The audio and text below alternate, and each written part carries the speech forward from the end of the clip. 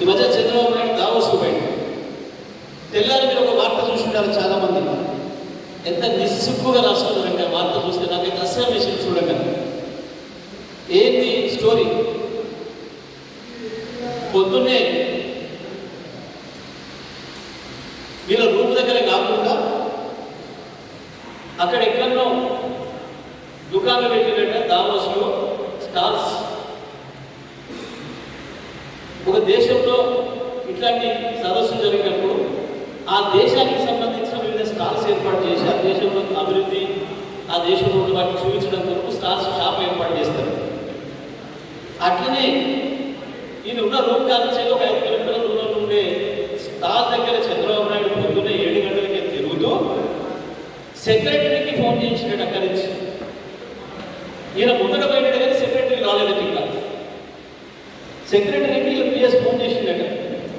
అరే ఏమైంది sir, sir వచ్చింది నువ్వు ఏమైంది అని అంటే సెక్రటరీ వచ్చి, సార్ మాకు రాత్రి చెద్దరు సరిగా ఇయ్యలేదు, అందుకని మాకు నిద్ర పట్టలేదు, సరిగ్గా ఇబ్బంది అయింది, మేము అందుకని లేట్గా లేచినాం, రాలేకపోయినాం సార్ అని చెప్పారు.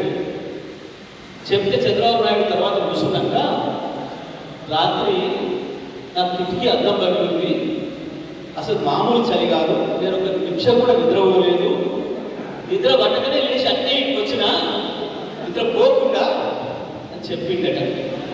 అని సిగ్గు తప్పిన వాళ్ళ మీడియా ఉంటాయి కదా, మీకు తెలుసా గమనించాలి ఎంత నిస్సిగ్గుగా మిగిలించగా ఈ స్టోరీ అంతా చెప్పిండు వాడు కూడా.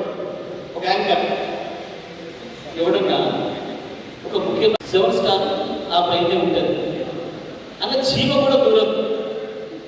అద్దం పగిలిన హోటల్ కదా, ఎక్కడన్నా దావోస్లో 7 స్టార్ హోటల్ అద్దం పగిలి ఉంటే దానికి సాధిస్తుంటే ఈయన అట్నే ఇగంతో ఒకటి కప్పుకొని ఇప్పుడు వచ్చేటట్టు. ఎట్లా రాయించుకుంటారు, ఎట్లా పొగడుకుంటారు. ఇప్పుడు రాష్ట్రం చెప్తాడు చంద్రబాబు నాయుడు రాష్ట్ర అభివృద్ధి కొరకు ఎంత దహదపడి తెల్లని దాంట్లో అద్దం పగిలి కిటికీల నుంచి చదువుతుంటే కూడా చలి మైనస్ ఉంటుందంట. అసలు ఫీడ్స్గా పోయి వస్తాడు ఆమె వాస్తవానికి కిటికీ లేకపోతే, హీటర్ లేకపోతే బతకరాడు. ఇట్లా ఇటువంటి చాలా ఉంటాయి. అదే